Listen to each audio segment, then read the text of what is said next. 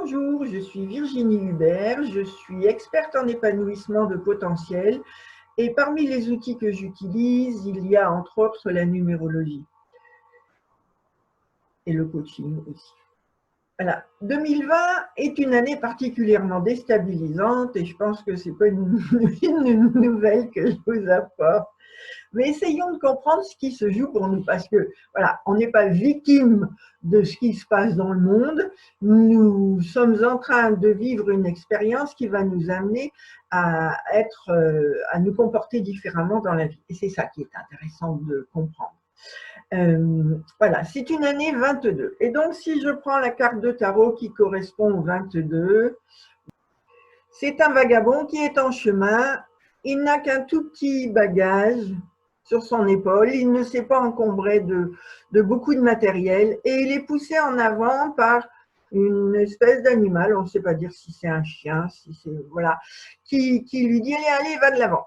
Et devant, on voit un précipice et voilà, on pourrait dire maintenant t'es cinglé, ne va pas par là, il y a le précipice.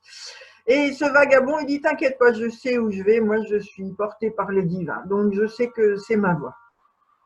Voilà. Donc, ce que nous pouvons dire, c'est que ce personnage nous invite à ne pas nous encombrer du domaine matériel. De toute façon, on voit bien qu'au niveau matériel, cette année, c'est compliqué pour énormément de gens. Nous pouvons dire que c'est une année qui nous invite à faire confiance, donc à nous développer au niveau spirituel. Et c'est pour ça qu'elle nous semble difficile. D'un point de vue pratique, nous sommes invités cette année à effectuer une sorte de nettoyage, à nous alléger de tout ce qui nous empêche de vivre heureux. Chacun d'entre nous est invité à faire du ménage dans ses anciens schémas.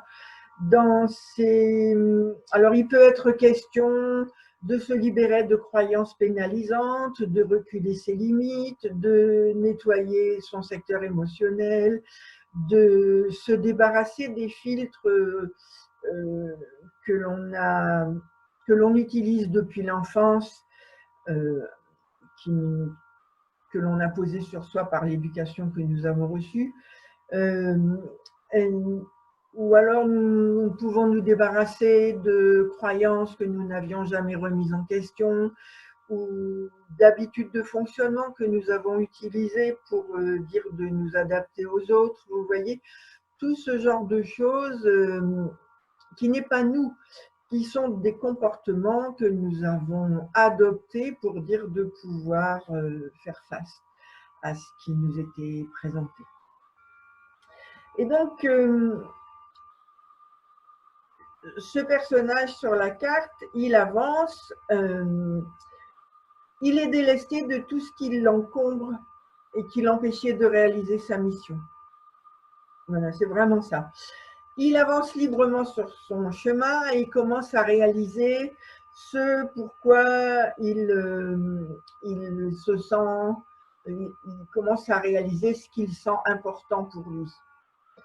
Il est poussé par son instinct, rien ne l'arrête, rien ne le retient en arrière et certainement pas tout ce qui est lourd, tout ce qui est pénalisant, tout ce qui peut le contraindre.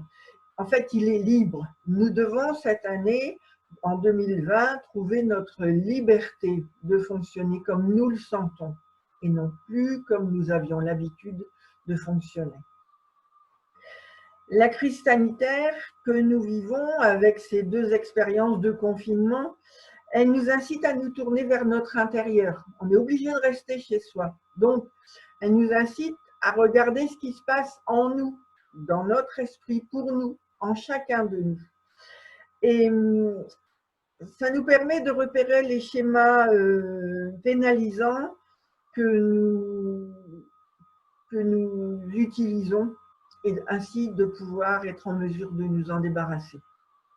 Effectivement, de nombreuses personnes ont pu vivre des périodes comme similaires à des grandes secousses sismiques. Voilà, ça a ébranlé sec. Ça a ébranlé sec. J'en ai vécu quelques-unes gratinées.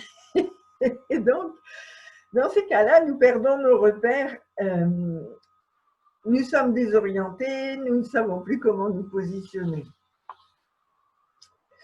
Alors, si vous vivez ce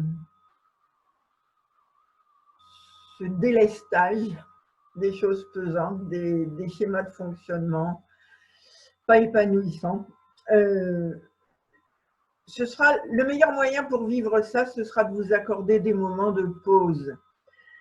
Alors, d'une part, pour vous reposer, parce que avec le 22, comme nous changeons de niveau de conscience, nous comprenons beaucoup plus ce qui se joue en nous. Comme nous changeons de niveau de conscience, nous pouvons être fatigués. Donc, le meilleur moyen, c'est de s'accorder des moments de pause, de repos, de recharge. Vous pouvez aussi, avec ces pauses, vider votre esprit. Et donc, pour cela, il est intéressant de faire de la méditation. Alors, ce n'est pas la peine de vous asseoir en tailleur et le faire pendant 1 heure. Vous pouvez le faire plusieurs fois par jour, 5 minutes, par-ci, par-là. Et en vidant complètement votre tête. Vous pouvez aussi colorier un mandala. Un mandala, c'est un dessin dans un rond avec beaucoup de symboles à l'intérieur. Et du coup, en coloriant, en démarrant de l'extérieur et en allant vers le centre, vous allez apaiser votre esprit de la même façon. Vous pouvez aussi aller marcher quelques minutes dans la nature. Vous pouvez aussi profiter de ces pauses pour vous questionner. Si jamais dans la journée ou la veille, vous avez vécu des moments inconfortables, vous pouvez rentrer en introspection et regarder aussi quel est le besoin que vous aviez qui n'a pas été satisfait. Et en comprenant tout ça, vous allez pouvoir passer à autre chose, ou effectuer une demande à quelqu'un, ou passer à autre chose. Voilà.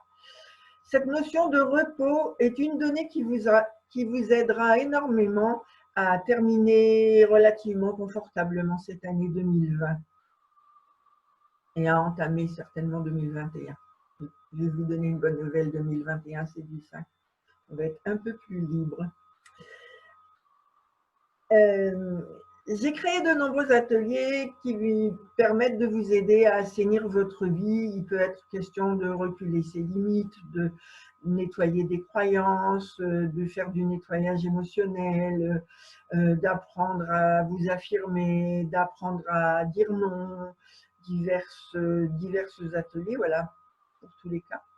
Et donc, vous retrouverez tous ces ateliers sur mon site unevidegénie.com. Voilà. Eh bien, au plaisir d'autres aventures et au plaisir de vous retrouver en forme prochainement.